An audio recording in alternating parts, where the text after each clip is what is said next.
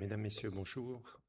Nous ne sommes pas très nombreux ce matin, mais j'espère que le fait de débuter la session va amener un peu de monde. Je vous propose donc que nous débutions cette session qui est consacrée à la recherche translationnelle, qui a pour objet de vous montrer ce qui peut être fait dans le cadre de cette activité spécifique qui associe recherche fondamentale, recherche clinique, développement de l'innovation dans les soins. Alors en guise d'introduction, je vais vous parler justement de la recherche translationnelle avant que mes collègues neurobiologistes discutent de leurs travaux dans le cadre de ce champ. Ma déclaration de lien d'intérêt. Alors, lorsqu'on parle de recherche translationnelle, on parle en fait de quoi? Eh bien, du fait du transfert, c'est-à-dire de la capacité que l'on peut avoir à transposer des résultats dans un champ vers un autre champ.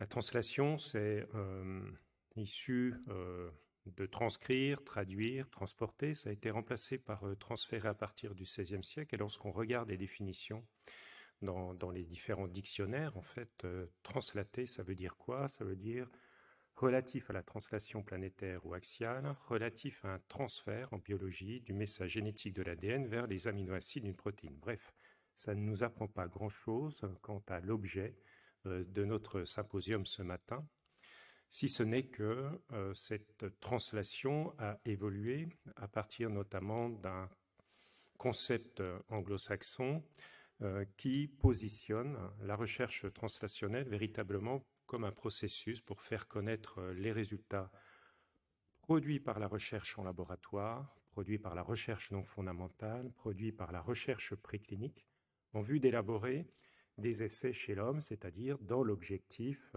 de transférer la connaissance fondamentale préclinique vers le sujet humain. C'est la définition première de la recherche translationnelle, sachant qu'il existe également un second objet de cette recherche translationnelle qui vise à améliorer l'adoption de bonnes pratiques à destination de la population.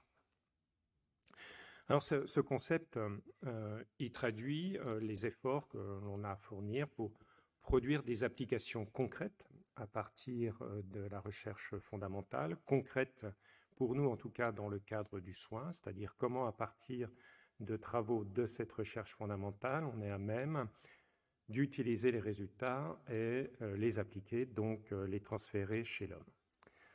Cette recherche translationnelle, c'est une composante fondamentale de la recherche biomédicale qui a vraiment pour objet d'accélérer la connaissance et d'accélérer la capacité que l'on va avoir à innover.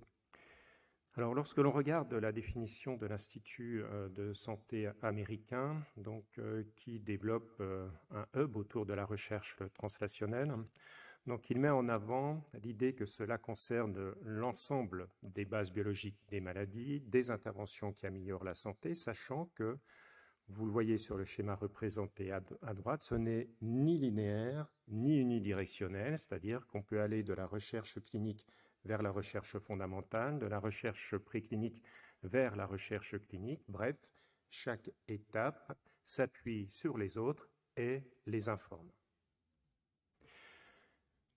Alors, le pourquoi de la recherche translationnelle? La recherche translationnelle, tout d'abord, elle s'est développée dans le champ de l'oncologie avant de disséminer dans les autres disciplines, dont la neurologie et la psychiatrie. Et cette recherche translationnelle a pour objet, d'élaborer de nouvelles perspectives en termes d'innovation thérapeutique ou en termes d'innovation diagnostique. Elle peut être aussi inversée. C'est également un champ important de la recherche qui se développe dans un certain nombre de laboratoires, c'est-à-dire à partir de questionnements au lit du malade, on retourne vers le préclinique, vers le fondamental, après avoir répondu aux questions posées, de revenir vers le malade pour appliquer les résultats des nouvelles connaissances acquises. C'est par exemple pour connaître le mécanisme physiopathologique d'un certain nombre de pathologies qui vont donc nous apprendre comment, à ce moment-là, les combattre du mieux possible par rapport aux outils disponibles en termes de soins, ou arriver à mieux comprendre les mécanismes d'action de certaines thérapeutiques. Alors avec qui? Ça c'est également une question importante, à savoir que Eh bien, ça nécessite des interactions fortes entre les chercheurs, bien sûr, les cliniciens également. Ça nécessite des interactions entre les unités de recherche telles qu'elles existent aujourd'hui en France et les services cliniques. Parfois aussi l'intervention de structures qui sont en partie dédiées à la recherche translationnelle, comme les centres d'investigation clinique, et qui ont pour objet aussi de translater, de transférer des questions souvent posées vers le clinicien par le clinicien qui vont aller vers le chercheur et qui vont revenir ensuite vers le clinicien. Et ces structures étant disséminées dans l'ensemble des hôpitaux universitaires français avec des intérêts qui sont variables selon l'organisation et la structuration de chaque CIC. L'intérêt que l'on peut voir aussi dans cette organisation, c'est notamment dans le cadre d'unités de recherche, unités mixtes, équipes d'accueil, qui développent des interactions fortes, parfois en leur sein, notamment lorsqu'elles associent ces équipes des chercheurs fondamentaux, des chercheurs en préclinique et des cliniciens, ce qui permet finalement de faire un aller-retour rapide entre les questions qui sont posées par les chercheurs, par les cliniciens, l'un vers l'autre, et puis d'arriver ainsi à questionner et progresser. Alors, j'avais quelques exemples que je vais passer de recherche translationnelle parce que je pense que mes collègues neurobiologistes vont vous présenter des résultats de travaux qui seront, à mon sens, bien plus pertinents pour vous montrer la démarche, la logique de leur démarche et ce à quoi ça permet d'aboutir. Toujours est-il, encore une fois, que cette recherche translationnelle elle doit permettre une meilleure compréhension des mécanismes d'action des stratégies thérapeutiques que nous développons. Elle doit permettre le développement également de l'innovation. L'un des objets, par exemple, c'est comment arriver à caractériser les marqueurs des maladies et c'est améliorer ainsi les connaissances sur l'ensemble des pathologies. Donc voilà le bref rappel que je voulais vous faire concernant la recherche translationnelle. Et je vais sans plus tarder passer la parole à Madame Nathalie Castanon, qui est neurobiologiste, CR INRAE, et qui travaille à Bordeaux dans une unité de recherche dédiée à la recherche autour du métabolisme.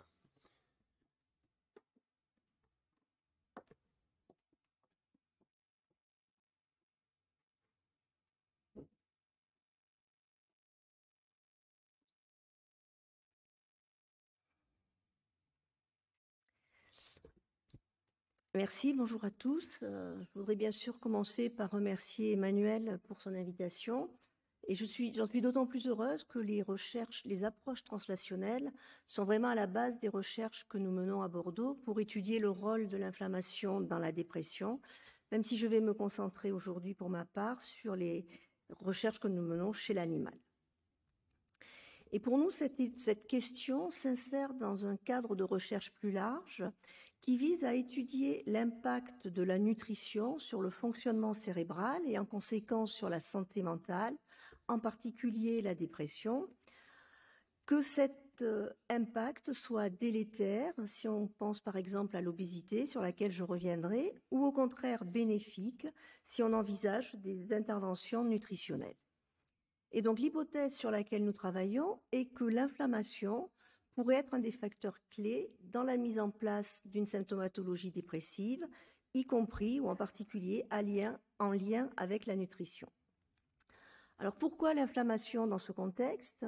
Eh bien notamment parce que de très nombreuses études cliniques montrent que la prévalence de la dépression est élevée dans de nombreuses pathologies chroniques, des pathologies qui ont toutes en commun le fait d'avoir une importante composante inflammatoire qui pourrait donc jouer un rôle dans la mise en place de ces symptômes.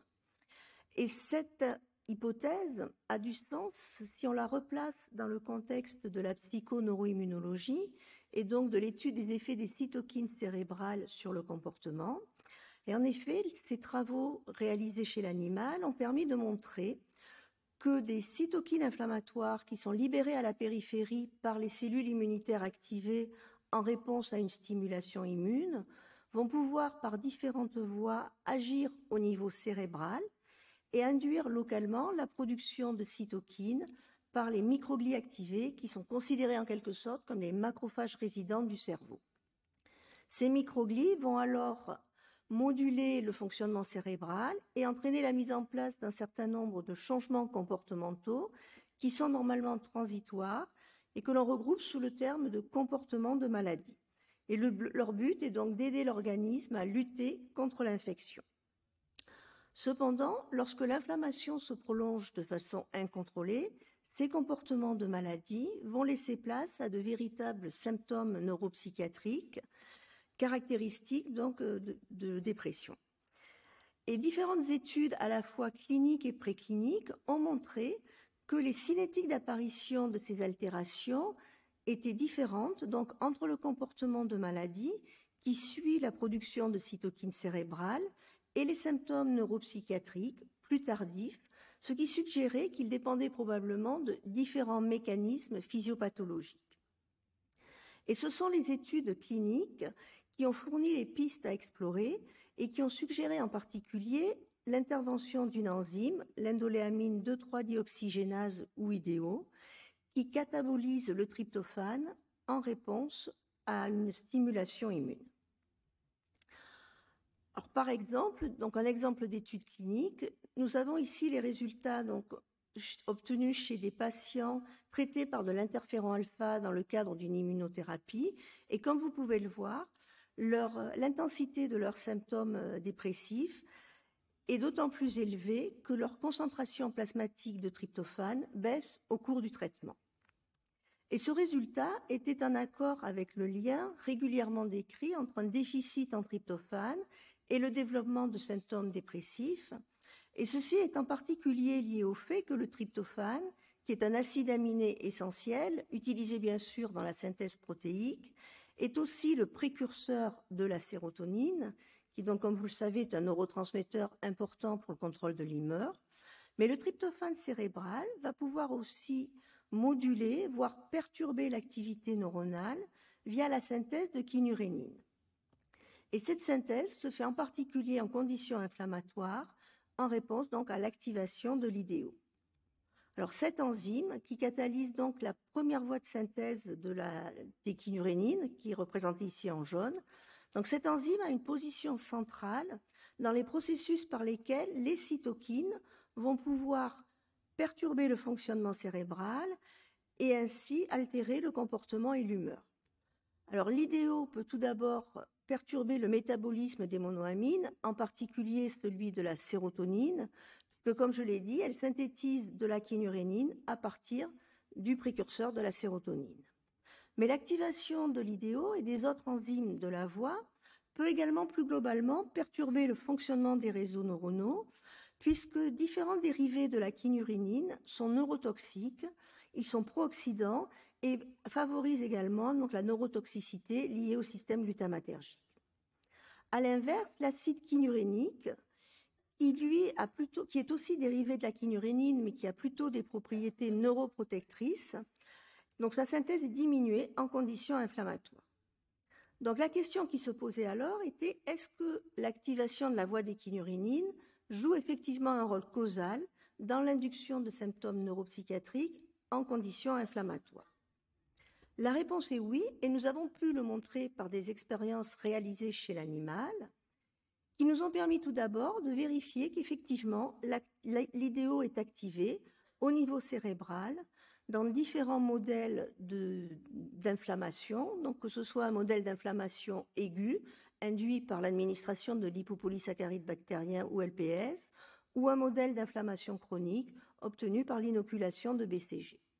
Donc, il y a bien activation de l'IDO et elle coïncide avec l'induction de comportements de type dépressif qui se traduisent ici par une augmentation de la durée d'immobilité dans un test classique pour évaluer la dépression, enfin les comportements de type dépressif chez l'animal, qui est le force swimming test. En revanche, cette induction, comme vous le voyez ici, est complètement abolie si les souris sont traitées en parallèle avec un inhibiteur pharmacologique de l'IDO, qui est ici le 1-MT. Donc, cette expérience simple démontrait bien le rôle causal de l'IDO dans l'induction de comportements de type dépressif, et la même chose a d'ailleurs été ensuite démontrée pour d'autres dimensions symptomatiques, comme les comportements de type anxieux ou certaines altérations mnésiques. De plus, l'activation de l'idéo, qui est donc mesurée dans cette expérience au niveau de l'hippocampe, donc 24 heures après LPS, est associée, comme vous le voyez ici, à une augmentation du métabolisme de la sérotonine, mais également à une augmentation de la production des dérivés neurotoxiques de la kynurénine, ici de la 3-hydroxykynurénine. Et cette activation de la voie neurotoxique de la kynurénine a bien des conséquences fonctionnelles, puisque si on bloque la production d'acide quinolynique en utilisant des souris KO pour les différentes enzymes qui sont impliquées dans cette synthèse, eh bien vous voyez qu'on abolit complètement l'induction de comportements de type dépressif par le LPS. Donc ce sont ici, si vous comparez les histogrammes blancs pour comparer les wild type et les souris KO.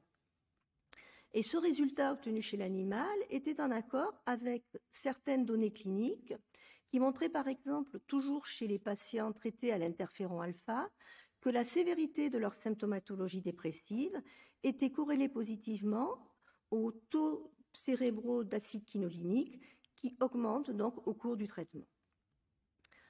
Donc en résumé, ces premières études translationnelles ont permis de montrer que la voie des kynurénines participe effectivement au développement de symptômes dépressifs, en tout cas dans des conditions d'inflammation assez drastiques, mais la question restait posée pour les maladies chroniques à composante inflammatoire comme l'obésité. Et si on s'intéresse à l'obésité, c'est qu'effectivement, c'est une condition inflammatoire chronique, même s'il s'agit d'une inflammation chronique dite à bas bruit, et qui est de plus associée à une activation de la voie des kynurénines. Donc cette inflammation dans l'obésité a pour origine d'une part le tissu adipeux, dont les cellules vont se mettre à sécréter des facteurs inflammatoires, et d'autre part l'intestin, avec une altération de la composition de la flore intestinale et une augmentation de la perméabilité intestinale qui va favoriser la mise en place d'une endotoxémie par translocation bactérienne. Donc l'obésité est une condition inflammatoire et comme je le disais tout à l'heure, elle présente une forte prévalence de dépression pour laquelle l'inflammation est un facteur de risque important. Par ailleurs, les patients obèses présentent souvent une résistance aux traitements antidépresseurs plus marquée et là encore, certaines données cliniques suggèrent que l'inflammation pourrait contribuer à cette augmentation de la résistance aux traitements antidépresseurs. Il est donc important d'étudier les bases physiopathologiques des comorbidités psychiatriques de l'obésité. Et là encore, les modèles animaux ont été utiles pour étudier notamment le rôle de l'inflammation. Alors, s'agissant de modèles animaux d'obésité, il existe tout d'abord les modèles génétiques qui sont faciles d'utilisation et présentent l'avantage d'avoir un phénotype qui est en général marqué et robuste. C'est le cas par exemple des souris DBDB, qui présente une mutation spontanée du récepteur de la leptine. Alors, comme vous le voyez ici à gauche, ces souris présentent des comportements de type anxieux, donc ce sont les histogrammes bleus, dont l'intensité est inversement proportionnelle au temps passé dans les zones anxiogènes des dispositifs utilisés, ici le PlusMaze et l'OpenField. Donc, ces souris obèses présentent des comportements de type anxieux qui, comme vous le voyez, sont associés à une inflammation cérébrale mesurée ici au niveau de l'hippocampe. Alors, il s'agit d'une association. Que se passe-t-il maintenant si on essaie chez ces souris de moduler l'inflammation? C'est ce que nous avons fait ici, d'une part en réduisant l'apport alimentaire des souris obèses pour l'aligner sur la quantité consommée par les souris minces, ou en administrant de façon chronique, via la nourriture, une molécule anti-inflammatoire, ici de l'ibuprofène. Donc, comme vous le voyez sur les graphiques, dans les deux cas, ces traitements anti-inflammatoires améliorent les comportements de type anxieux et cette amélioration s'accompagne d'une diminution de l'inflammation cérébrale, mais qui ciblait de façon sélective, comme vous le voyez ici dans les deux cas, le TNF-alpha. Ceci suggérait donc que le TNF pourrait jouer un rôle particulier dans l'induction de ces symptômes. Et pour tester cette hypothèse, nous avons donc choisi d'inhiber directement le TNF de façon chronique, donc directement au niveau cérébral, en administrant un inhibiteur qui est l'étanercept. Alors, en accord avec notre hypothèse, vous voyez ici, ce sont les histogrammes bleus, c'est l'inhibition du TNF cérébral améliore effectivement les comportements de type anxieux, confirmant ainsi le rôle de cette cytokine dans l'induction de ces altérations comportementales, émotionnelles, dans le cadre de l'obésité. Si je reviens sur les modèles d'obésité, à côté des modèles génétiques qui sont par essence plus drastiques, il existe bien sûr des modèles induits par l'exposition à une diète hypercalorique qui sont plus proches de ce qui se passe chez l'homme et qui présentent l'avantage de se mettre en place progressivement et d'être modulables en jouant sur la diète, en particulier sur le pourcentage de lipides. Et en utilisant ce type d'approche, nous avons pu montrer que les altérations comportementales induites n'apparaissaient pas forcément de façon synchronisée, ce qui suggérait l'implication, l'altération de différents mécanismes physiopathologiques en fonction de la dimension symptomatique considérée. Et vous voyez ici que les premières altérations à apparaître sont des déficits de mémoire spatiale que l'on détecte dès 9 semaines d'exposition au régime. Il faut attendre en revanche 18 semaines pour pouvoir détecter des altérations des comportements de type anxieux, alors qu'à ce stade, comme vous le voyez ici en bas, les deux groupes présentent toujours les mêmes altérations en ce qui concerne les comportements de type dépressif. Cependant, si on les stimule maintenant avec l'ULPS, donc si on fait une stimulation immune, ce sont les histogrammes hachurés, vous voyez que l'induction des comportements de type dépressif est amplifiée chez les souris obèses, et ceci parallèlement à une augmentation de leur réponse inflammatoire cérébrale et de l'activation de l'idéo cérébral. Ces résultats plaidaient donc pour l'existence d'un lien entre inflammation, idéo et symptômes dépressifs dans l'obésité, comme nous l'avions montré dans les modèles d'infection, et il suggère également que ces systèmes pourraient être, dans certaines conditions, sensibilisés. Enfin, une dernière approche que l'on peut utiliser, toujours pour étudier le rôle de l'inflammation, eh bien, c'est de combiner donc, ces modèles d'obésité, qui peuvent être finalement considérés en quelque sorte comme des modèles de dépression inflammatoire, donc de les combiner avec des modèles de dépression d'origine non inflammatoire, et un des plus courants est le Unpredictable Chronic Mild Stress, ou UCMS. Alors, comme vous le voyez ici, cette procédure consiste à exposer des souris pendant plusieurs semaines à différents stress, dont l'intensité en soi n'est pas forcément élevée, mais dont la répétition aléatoire induit la mise en place d'un phénotype de type dépressif, d'un phénotype comportemental de type dépressif qui est sensible aux antidépresseurs. Donc nous avons ici appliqué ce protocole de stress à des souris soit nourries sous régime standard, soit exposées à une diète fortement hypercalorique, dans l'idée donc de pouvoir comparer des modèles de stress différents par leur statut inflammatoire.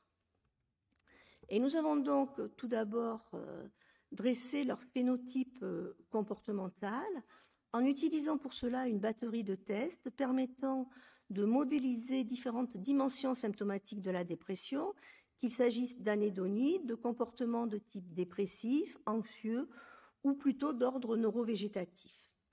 Alors, comme vous le voyez de façon globale, eh bien, les résultats changent en fonction de la condition expérimentale et du test utilisé. Et afin d'avoir une idée plus intégrée de ce qui se passe, nous avons calculé un score à partir de ces différentes données comportementales qui reflète donc la sévérité des altérations émotionnelles induites dans nos conditions expérimentales, et on voit ainsi qu'il y a bien induction d'altérations émotionnelles par le protocole du CMS et par l'exposition à une diète hypercalorique. Qu'en est-il de l'inflammation dans ces conditions? Eh bien, pour répondre à cette question, nous avons tout d'abord mesuré les concentrations plasmatiques d'un grand nombre de facteurs inflammatoires, et une case rouge dans cette représentation traduit donc une augmentation de ces concentrations par rapport aux concentrations des souris témoins qui sont en blanc. Et là encore, nous avons intégré l'ensemble de ces données dans un score d'inflammation plasmatique qui nous montre, comme vous le voyez à droite, que dans nos conditions expérimentales, l'inflammation est détectée chez toutes les souris obèses. Nous avons de même mesuré l'impact de notre protocole sur les processus inflammatoires centraux, mesurés ici dans l'hippocampe, et sur les systèmes neurobiologiques associés impliqués dans la dépression, y compris en conditions inflammatoires, et ceci donc en comparant l'expression de différents gènes codant pour des éléments clés de chaque système. Alors, sans rentrer dans le détail, vous pouvez voir cependant ici au centre que l'expression de la plupart des marqueurs inflammatoires et de leurs cibles directes, que sont les enzymes de la voie de la kynurénine, mais également de la voie de la tétrahydrobioptérine ou BH4, dont je n'ai pas parlé, mais qui est une voie également activée par les cytokines et qui va en conséquence perturber la neurotransmission dopaminergique. Donc, comme vous le voyez, la plupart de ces marqueurs sont particulièrement surexprimés chez les souris obèses non stressées. C'est ce que montre aussi le calcul des scores correspondants à droite.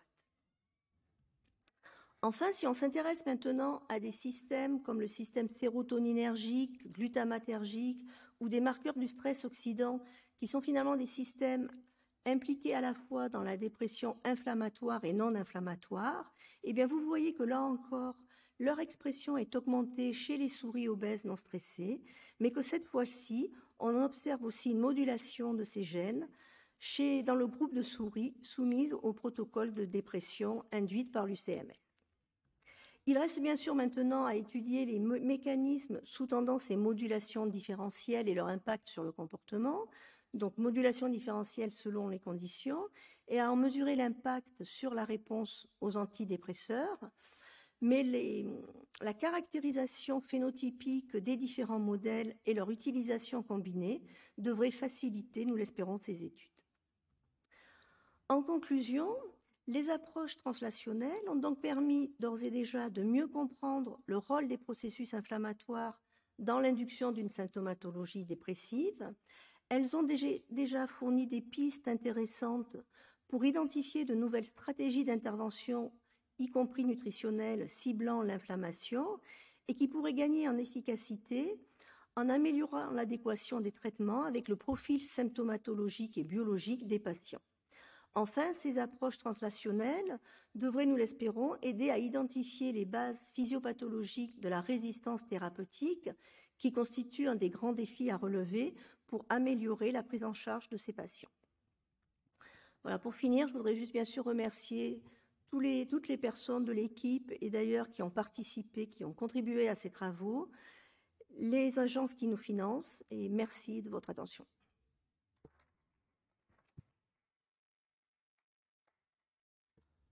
Merci Nathalie.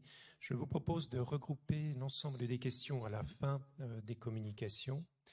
Et donc maintenant, j'ai le plaisir, Nathalie, peut-être si vous voulez rester avec nous.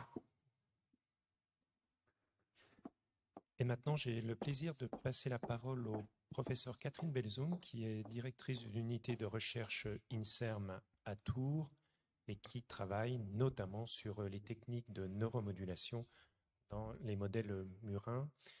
Merci beaucoup, Catherine, d'être présente aujourd'hui. Merci beaucoup, Emmanuel, de cette invitation. Donc, effectivement, je vais vous parler d'une autre approche que celle de l'inflammation, qui est une approche plutôt de traitement, de thérapie, qui est la thérapie par neurostimulation. Je pense que vous savez tous que la dépression, en fait, se caractérise par l'altération du fonctionnement d'un certain nombre de réseaux cérébraux. Nous en avons identifié 6. Ce sont des réseaux qui sous-tendent certains processus cognitifs. Par exemple, certains réseaux sont hyperfonctionnels. C'est le cas, par exemple, des réseaux qui sous-tendent la rumination, ou bien ceux qui sous-tendent l'attention, les biais attentionnels vers des stimuli négatifs, ou bien ceux qui sous-tendent un traitement d'information surgénéral. Il y a également d'autres réseaux qui dysfonctionnent, par exemple des réseaux qui permettent un traitement de l'information en lien avec l'humeur dépressive ou bien des biais de mémoire. On imagine que ces altérations de réseaux cérébraux sont sous-tendues par l'altération des aires cérébrales qui les composent. Et ce que vous pouvez voir quand vous regardez ces différents réseaux, c'est qu'en particulier, il y a un dysfonctionnement des zones préfrontales et en particulier de la zone subgénuale du cortex cingulaire antérieur. L'idée est donc d'essayer de cibler cette région pour essayer de rétablir un fonctionnement normal. En effet, on imagine que si une région cérébrale dysfonctionnelle est stimulée de façon répétée, des processus neuroplastiques vont survenir pour petit à petit rétablir un fonctionnement normal. Alors, si on veut essayer d'étudier les mécanismes qui sous-tendent ces approches de neurostimulation, il faut évidemment utiliser un modèle animal. Chez le rongeur, qui est l'espèce modèle, il n'y a pas de cortex subgénual, mais il y a des régions fonctionnellement équivalentes. Et la région qui est équivalente du cortex subgénual, c'est le cortex infralimbique. Vous avez ici un cerveau de souris. En vert, vous avez la localisation de ce cortex infralimbique. Vous voyez que c'est une zone qui est très antérieure. Et l'idée est donc de la cibler spécifiquement. Pour ceci, nous utilisons par stimulation magnétique transcrânienne, pour ceci, nous utilisons une sonde magnétique que vous voyez ici en grisé. Vous voyez évidemment que cette sonde est bien plus grosse que la région que nous voulons cibler.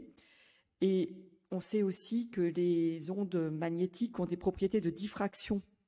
Du coup, pour pouvoir cibler de manière spécifique ce cortex infralimbique, il faut que nous protégions le reste du cerveau avec une espèce de casque qui ne laisse pas passer les ondes magnétiques. Quand on fait ça de manière répétée et qu'on regarde l'activation cérébrale qui est induite, on voit qu'on stimule de manière spécifique le cortex infralimbique et non pas les régions adjacentes. Donc, une fois ceci établi, nous avons essayé de voir si, en utilisant cette approche de la stimulation magnétique transcrânienne répétée du cortex infralimbique de la souris, dans un modèle de dépression, on peut rétablir un comportement normal et ensuite quelles sont les altérations neurobiologiques associées. Ici, vous avez le protocole que nous avons mis en œuvre. Les animaux ont donc d'abord été soumis à un protocole pour induire un état pathologique. Nous avons utilisé le même modèle que celui que Nathalie vient de décrire, donc, qui est celui du stress chronique imprédictible. Ensuite, les animaux vont subir, vous avez ici, des sessions de stimulation magnétique répétée. Pour cela, les animaux sont anesthésiés. Donc, il y a un groupe RTMS et un groupe CHAM qui correspond en fait à un groupe d'animaux qui ont juste subi l'anesthésie. Et nous comparons ça avec des animaux qui ont subi un traitement avec l'antidépresseur de référence, la fluoxétine. Donc, vous voyez ici que les animaux qui sont traités avec la fluoxétine ont un traitement chronique avec la fluoxétine, qui commence le jour 7 du protocole ici et qui dure jusqu'à la fin du protocole. Et les animaux qui ont subi les sessions de neurostimulation les subissent ici 5 jours de suite, entre le jour 29 et le jour 33. Ensuite, nous avons essayé de voir quelles sont les altérations cérébrales observées en faisant du PET FDG. Puis nous avons regardé les comportements des animaux. Enfin, les animaux ont été sacrifiés. Nous avons recueilli leur cerveau, ce qui nous a permis de voir quelle est la signature sur le plan des métabolites cérébraux qui se trouvent dans les différents réseaux cérébraux et également sur le plan de la neurogenèse hippocampique qui est un processus qui est très altéré dans la dépression. Alors ça, c'est juste pour vous montrer le protocole de stress chronique imprédictible. Je ne le détaille pas puisqu'il vient de vous être décrit. Ici, vous avez un peu les readouts comportementaux. Nous en avons utilisé 4. L'état du pelage, qui consiste à observer la détérioration de l'état du pelage qui survient progressivement au moment du stress. Le comportement anédonique, que nous mesurons au travers de la consommation par l'animal d'un cookie. Le comportement de construction d'un nid, nous fournissons du coton boîtier à l'animal et regardons son aptitude à construire un nid, et enfin le comportement de toilettage que nous déclenchons en envoyant un spray sur le dos de l'animal. Quand nous faisons ça, vous avez donc ici les 4 lots comportementaux, les animaux témoins ou fluoxétine et les animaux anesthésiés ou traités avec la RTMS. Ce que nous voyons, c'est que effectivement, les différents comportements sont rétablis avec la fluoxétine, qui augmente le comportement de construction du nid, qui augmente la consommation de la nourriture palatable, qui augmente le comportement de toilettage, et qui améliore l'état du pelage. Vous avez ici le décours temporel pour l'état du pelage, les différents jours du test, le score de dégradation de l'état du pelage. Vous voyez que chez les témoins, le pelage se dégrade progressivement. Ce sont les animaux en vert ou en orange. Vous voyez que la fluoxétine en bleu, qui est administrée à partir du jour 8, va au bout de 1, 2, 3 semaines améliorer l'état du pelage des animaux. Et vous voyez que la RTMS, qui est appliquée ici, induit des effets qui sont semblables à ceux de la fluoxétine. Donc on peut dire que dans notre protocole, la RTMS induit une amélioration des différents indicateurs comportementaux équivalents à ceux d'un antidépresseur. Qu'est-ce qui se passe dans le cerveau? Ce qui est représenté ici, c'est ce que produit la fluoxétine, et cette cartographie représente en fait les différences entre le lot fluoxétine et le lot témoin correspondant. Et vous voyez que la fluoxétine n'induit pas du tout un effet non spécifique dans le cerveau. Elle cible des régions particulières qui sont des régions qui font partie des réseaux dysfonctionnels que je vous ai présentés tout à l'heure, à savoir l'amygdale et la partie ventrale de l'hippocampe. Si maintenant nous regardons ce que fait la RTMS, on voit qu'il y a des points communs avec ce que fait la fluoxétine et également des points différents, puisque vous voyez que dans les deux cas, il y a une activation de l'amygdale, que vous observez ici, et dans le cas de la RTMS, nous avons également une modification du fonctionnement du cortex somatosensoriel qui n'était pas présente chez les animaux traités avec la fluoxétine. Et de la même manière, chez les animaux traités avec la fluoxétine, on avait un effet sur l'hippocampe ventral qui n'est pas observé ici. Donc des points communs, des différences. On peut également s'intéresser à la connectivité cérébrale, c'est-à-dire à la connectivité fonctionnelle entre ces aires cérébrales. Et on observe cette carte un peu compliquée que je vous présente ici. Alors je ne sais pas si vous arrivez à voir, chaque petit trait ici correspond à une région cérébrale. Par exemple, ici, vous avez le raphé. Ici, vous avez l'insula.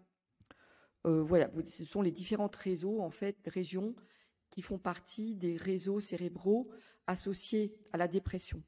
Et vous avez ici les 5 lots expérimentaux, fluoxétine, témoin, RTMS et CHAM. Et ici, il y a également un lot non stressé. Alors, ce que vous pouvez voir ici, si on compare le non stressé avec le groupe stressé véhicule ou stressé CHAM, c'est que ça induit une modification de la connectivité ici entre l'insula et le striatum dorsal. On l'observe dans les deux lots. Donc, c'est sans doute pas par hasard puisqu'on le voit à la fois dans les témoins de la fluoxétine et dans les témoins de la RTMS. Ensuite, si on regarde l'effet de la fluoxétine, si on compare la fluoxétine avec le groupe non stressé, c'est-à-dire le groupe dans lequel on n'a pas induit une dépression, enfin un groupe de type dépressif, on voit qu'il n'y a aucune différence entre les lots, parce que ces cartes représentent les différences. Donc ça veut dire qu'on a retrouvé, avec la fluoxétine, un comportement tout à fait normal. Si on regarde cette cartographie ici, qui permet de comparer les deux groupes contrôle, on voit aussi qu'il n'y a aucune différence. Donc, ces deux contrôles, on considère qu'ils sont équivalents. Parce qu'on avait une petite crainte, parce qu'on sait que certains produits anesthésiants peuvent induire des effets antidépresseurs. Et ensuite, ici, est représenté l'effet de la fluoxétine comparé à son témoin. Et on voit que la fluoxétine induit là encore un effet spécifique, surtout la connectivité, une modification de la connectivité avec le striatum dorsal. Ici, vous avez l'effet de la RTMS. de manière aussi très intéressante, ça n'induit pas une modification de la connectivité du réseau qui a été stimulé, c'est-à-dire du cortex infralimbique, mais ça modifie la connectivité d'autres régions cérébrales. En particulier, cette région dont on a vu qu'elle était altérée par le stress chronique, qui est cette connexion entre l'insula et le striatum dorsal. Enfin, cette carte ici représente les différences entre le lot traité à la fluoxétine et le lot traité à la rTMS. Je vous rappelle que sur le plan comportemental, ces deux lots étaient tout à fait identiques. Vous voyez par contre que leur cerveau ne fonctionne pas du tout de manière identique, parce que c'est là où on a le plus de différences, concernant notamment la connectivité de différentes régions, et en particulier du cortex infralimbique, qui est la région qui a été stimulée. Ensuite, une chose qu'on peut évidemment faire chez les animaux, c'est de les sacrifier à la fin du protocole, de disséquer les régions du réseau de la dépression et de faire l'analyse des métabolites cérébraux, des métabolites qui s'y trouvent. Quand on fait ça et qu'on évalue les effets de la fluoxétine, vous les avez ici dans 3 régions du cerveau, le cortex préfrontal médial, l'amygdale et l'hippocampe. On voit qu'on a des modifications alors, du métabolisme des purines, aussi dans l'hippocampe du métabolisme du tryptophane, qui est donc dans la voie de biosynthèse de la sérotonine. Et également d'autres métabolites, l'histidine ou bien l'aminoacyle ARNT. Donc ça, ce sont parfois des nouvelles molécules qu'on peut identifier avec ces techniques, puisque ce sont des techniques qui consistent à étudier environ 700 métabolites dans le cerveau. Si maintenant on regarde ce que fait la rTMS, on voit là encore des points communs. Vous voyez qu'on a le métabolisme des purines dans l'amygdale et dans l'hippocampe, dans les deux lots. Et puis, on voit également des différences. Par exemple, cette fois-ci, on a le métabolisme des purines qui apparaît dans le cortex préfrontal ou bien celui de la sérotonine qui apparaît dans l'hippocampe. Nous avons également regardé la neurogenèse adulte dans le gyrus denté de l'hippocampe, dans 2 sous-régions de l'hippocampe, la partie ventrale et la partie dorsale. On voit que dans la partie ventrale, les 2 traitements ont augmenté la neurogenèse adulte, alors que dans la partie dorsale, c'est uniquement la fluoxétine qui a eu un effet.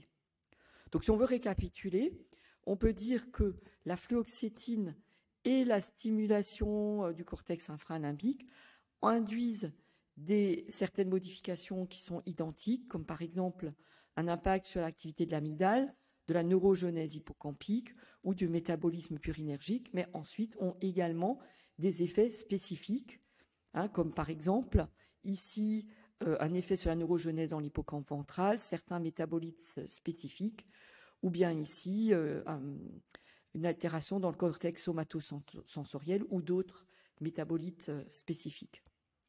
Plus récemment, nous avons aussi développé une nouvelle technique de neurostimulation qui consiste cette fois-ci non pas à stimuler le cerveau avec la stimulation magnétique transcrânienne, mais à utiliser la neurostimulation ultrasonore.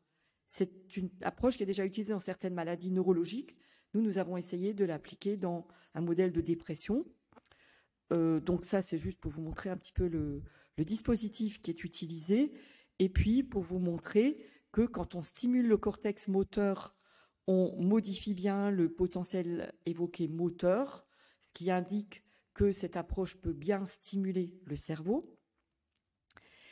Quand on stimule le cortex infralimbique, on observe bien une augmentation de l'activité du cortex infralimbique, c'est représenté ici, et non pas des diverses zones adjacentes qui sont représentées ici. Donc c'est un effet spécifique de cortex infralimbique. Ici, vous avez les altérations comportementales et on voit que ça améliore la construction du nid, ça diminue la latence à s'approcher d'un aliment palatable, ce que vous voyez ici, et également ça diminue l'anxiété, ce que vous pouvez voir ici. Dans cette expérience, la fluoxétine n'était pas toujours efficace. Ensuite, on a également eu la même approche. Regardez ce qui se passe au niveau de l'activité métabolique cérébrale. Et vous voyez cette fois-ci un vaste réseau qui n'est pas situé dans le site qui est stimulé, hein, qui est en dehors du cortex infralimbique, qui est stimulé, incluant le cortex prélimbique, diverses parties du striatum dorsomédial et ventromédial, et l'hippocampe dorsal, et également le noyau du raphe. Ici, juste pour comparaison, les cartographies que je vous ai déjà montrées avec la fluoxétine et la RTMS. Donc on voit ici que c'est un réseau totalement différent qui a été activé quand on compare aux deux autres traitements. Quand on regarde les voies métaboliques qui ont été impactées, on ne retrouve pas ce qu'on avait trouvé tout à l'heure, à savoir le métabolisme des purines, mais on trouve ici d'autres métabolites, à savoir le glutamate et ce composé, l'aminoacryl ARNT, qu'on trouvait déjà tout à l'heure avec la fluoxétine dans l'amygdale, mais qu'on trouve cette fois-ci dans les 3 régions cérébrales d'étude. Et cette fois-ci, concernant la stimulation ultrasonore, on n'a pas observé d'effet sur la neurogenèse avec différents marqueurs. Donc, pour conclure, je pense qu'on peut dire que le traitement de la dépression par différentes approches de neurostimulation transcrânienne répétée du cortex préfrontal ventromédial, enfin c'est là que se trouve le cortex infralimbique, repose à la fois sur des mécanismes communs avec les pharmacothérapies et également sur des mécanismes différents. Et notre conviction, c'est que si on pouvait avoir une meilleure connaissance des biomarqueurs qui sont associés dès le départ à l'état dépressif, on pourrait peut-être, dès le début, en fonction de la présence d'un biomarqueur ou d'un autre biomarqueur, sélectionner le traitement le plus adéquat.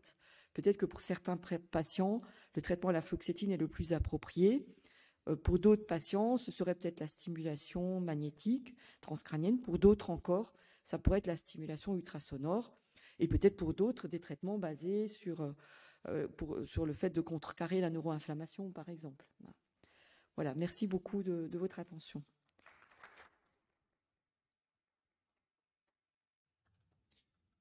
Merci beaucoup Catherine. En tout cas, ça rejoint l'exposé de Nathalie qui montre tout l'intérêt du développement qui est fait dans le cadre de la recherche préclinique, notamment sur les modèles murins, et qui nous permet en tout cas d'aborder d'une certaine façon ce qui peut se passer dans la pathologie chez l'homme.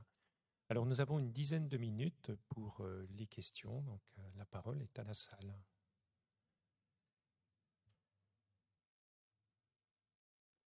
Bruno, peut-être rejoindre un micro.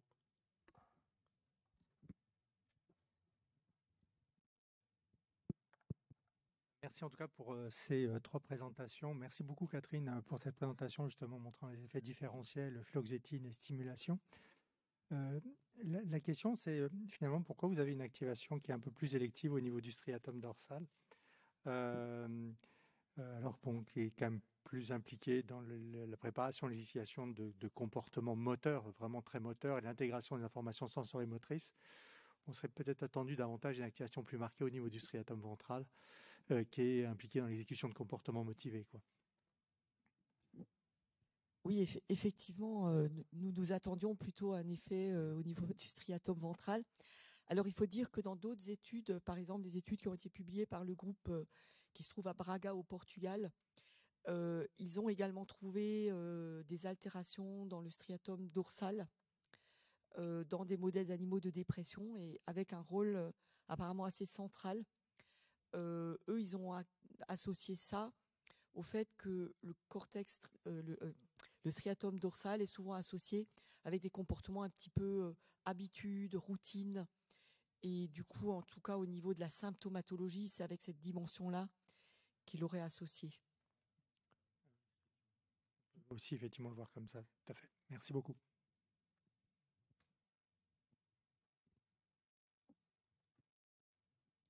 Autre question?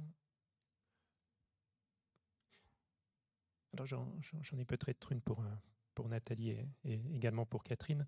Vous nous avez montré que chez le rongeur, l'inhibition de l'IDO pouvait avoir un impact positif finalement dans la cascade du processus qui conduit aux modifications comportementales. Est-ce qu'on peut utiliser des inhibiteurs de l'IDO chez l'homme? Est-ce que c'est transférable? Alors, bon, effectivement, il y a des essais qui sont faits, mais plus, à ma connaissance, dans d'autres cadres, comme pour le cancer, par exemple. Après, bon, les inhibiteurs ont beaucoup d'effets secondaires quand même, puisque, bon, par définition, l'idéo sert quand même au départ, elle est censée être bénéfique, c'est toujours pareil, c'est sa dérégulation qui ne l'est pas.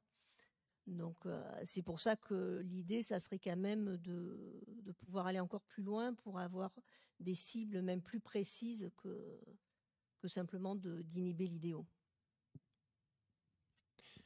Et pour Catherine, je me suis posé la question parce que dans la clinique, ce qu'on retrouve souvent avec la RTMS, c'est un effet retardé. C'est-à-dire que lorsqu'on traite les patients, on se rend compte que si on évalue quelques jours après le traitement, on n'a pas véritablement d'effet clinique. Il faut attendre au moins, si j'ai un certain nombre de patients, 10-15 jours pour évaluer l'efficacité du traitement. Et là, j'ai vu que dans tes données, tu montrais qu'il y avait un effet aussi retardé par rapport à la fluoxétine. C'est bien ça? Oui, effectivement. Alors, le comportement les données comportementales que nous montrons, ainsi que les données sur les métabolites cérébraux, elles sont effectuées 10 jours ou 15 jours après la dernière application. Ce qui a été fait immédiatement après l'application, c'est les données d'imagerie. Mais le reste, effectivement, est observé avec un certain décalage. Alors, nous n'avons pas essayé d'étudier le comportement tout de suite après. Enfin, donc peut-être que on n'a pas de comparaison avec des effets immédiats, mais les effets effectivement que nous observons sont bien décalés.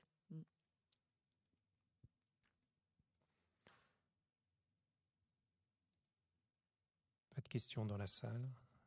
Si.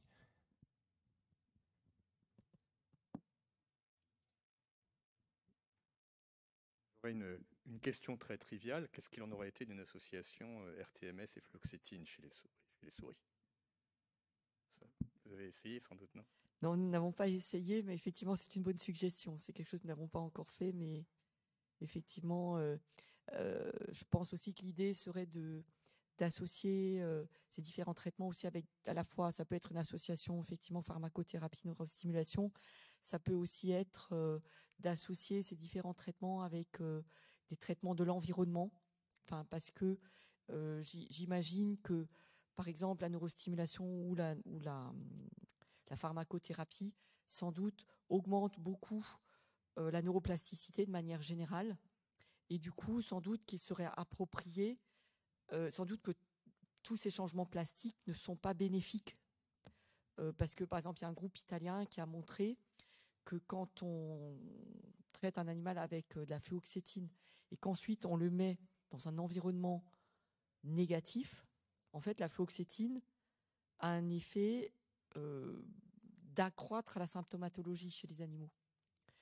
Donc, ce qui serait important, c'est de sélectionner les bonnes connexions, de sélectionner les nouveaux neurones qui auraient un impact fonctionnel bénéfique. Et pour ça, on pense que l'association avec un environnement bénéfique serait certainement l'association la plus bénéfique. Écoutez, il est 9h30, on va donc céder la place au prochain symposium. Merci d'avoir participé ce matin et merci à nos oratrices.